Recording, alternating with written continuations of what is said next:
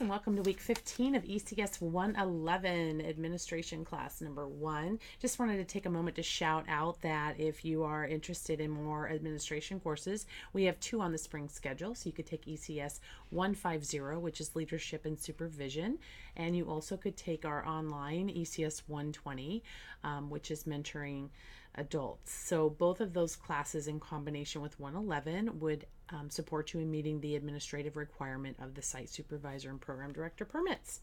So enroll now. Let's go ahead and get into finalizing our last module. We have just like 3 weeks left, I think, 2.5 weeks left. So I have done 2 things. I've opened up chapter 14 for you here under week 15. And also I've opened up the final project for you to review. So let's go ahead and take a peek at week 15 instructions. So over week 15, oh look, they're blank. I'm going to put you on a pause and I'll be right back. Okay, so I just jumped out of there. Let me get back in there. This is the magic of video. So here you can see that we are working towards the bottom of module 4. So we are in week 15, so let's go ahead and take a peek. So now you'll see their instructions, yay! So we are going to review course content and materials for chapter 14, which is providing personal and professional development. So I do have an all group discussion board for you on chapter 14.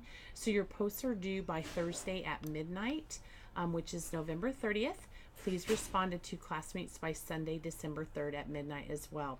So here is your prompt moving forward with that. And please note that I do have a couple of questions for you here at the bottom. So I have opened the final project for you. The instructional videos are not ready, but I do think that the what do you want to call it, assignment guidelines will be sufficient. I also have the grading rubric in there, etc. So know that this assignment is going to be due Wednesday, December 14th, and I do not accept any late, so please plan accordingly. You do have a final quiz that I will have prepared for you, and that also will be due by the last week of instruction, which is Sunday, December 10th. So let's keep looking in here. So over chapter 14, I'm looking at you being able to identify the career levels of teachers and plan professional development activities accordingly. I also want you to be able to describe the process of scheduling and planning for staff meetings and in-service training, and also list the 4 principles of supervision. So here we have our PowerPoint.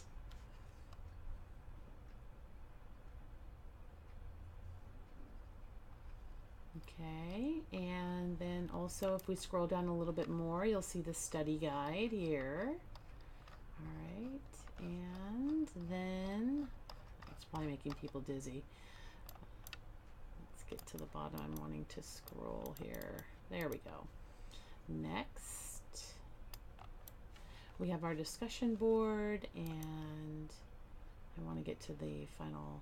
Okay, so here's our final. Designing a licensed childcare center.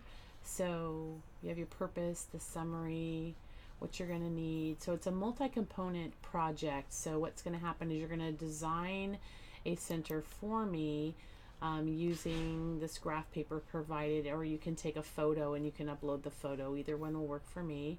I'm hoping that this is going to load where you can see it. It takes a while. That's the rubric for it. Here's Communicare licensing regulations for you to refer to. Oh, here it is. Here is the facility sketch.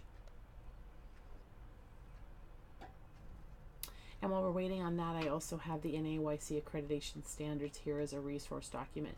So essentially what's going to happen is you're going to sketch your center for me. And up here I have